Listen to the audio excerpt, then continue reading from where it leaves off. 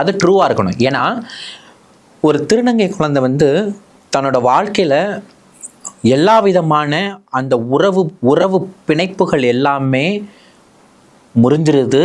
அவங்களோட வாழ்க்கையில் அதெல்லாம் அந்த பிணைப்புகள் எல்லாமே வந்து ஒன்றும் இல்லாமல் பஸ்பமாயிருது. சரிங்களா?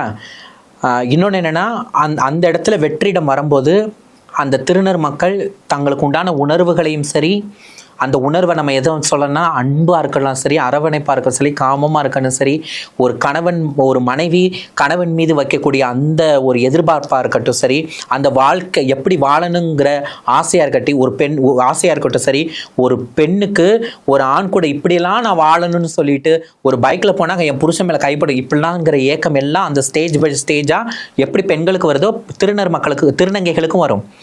நான் என்ன சொல்லுவேன் அப்படின்னா, இந்த வெற்றிடத்தை நிரப்புறதுக்கு திருநங்கைகள் எப்பயுமே தவறான ஆட்களை தேர்ந்தெடுப்பாங்க. நான் ஏற்கனவே அது ரொம்ப வெற்றிடமாக இருக்குது.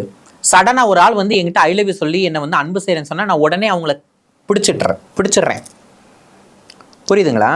அப்போ அவங்க என்ன மனநிலையில் வந்திருக்காங்க, நம்மக்கிட்ட உண்மையிலே லவ்வுன்னு தான் வந்திருக்காங்களா, உண்மையிலே நம்மளோட உடலை தேடி வந்திருக்காங்களா, இல்லை உண்மையிலே நம்மளோட உணர்வை மதிப்பாங்களா, கடைசி வரைக்கும் இருப்பாங்களா? சமூகத்தின் முன்னாடி இவள் தான் என்னுடைய மனைவி, என்னுடைய காதலி, என் உயிருக்கு உயிரானவள்னு சொல்லுவாங்களா, எல்லாரும் முன்னாடி ஏற்றுப்பாங்களாங்கிற எல்லாரும் மாதிரி என்னை ஏற்றுப்பாங்களா, எல்லாரும் முன்னாடி என்னை ஏற்றுப்பாங்களா அப்படிங்கிறதெல்லாம் திருநர் மக்கள் யோசிக்கிறத மறந்துடுறாங்க.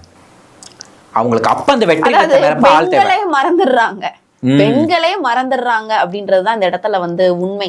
ஏன்னா நம்ம எவ்வளவோ விஷயங்கள் பார்க்கோம், பெண்களுக்கு அதிகமா யாரு மேல லவ் தோன்றுது அப்படின்றதையும் பார்க்கும்.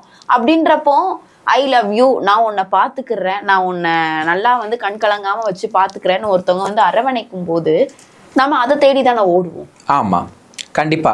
நம்ம அதான் இது வந்து யூஸ்வலாக வந்து காதல் பண்ணுறவங்களுக்குமே அதுதான். நான் என்ன சொல்லுவேன்னா, ஃபர்ஸ்ட் திங் இஸ் அழகை பார்த்தோ, பணத்தை பார்த்தோ, இதெல்லாம் பார்த்தோ, இல்லை எனக்கு வந்து இவன் வந்து என்னோட பாடிக்கு இவன் மேட்ச் ஆவான் அப்படிங்கிறதெல்லாம் பார்த்தோ எல்லாம் சூஸ் பண்ணக்கூடாது. இது எல்லாம் வாழ்க்கையில் ஒரு அங்கம் தான்.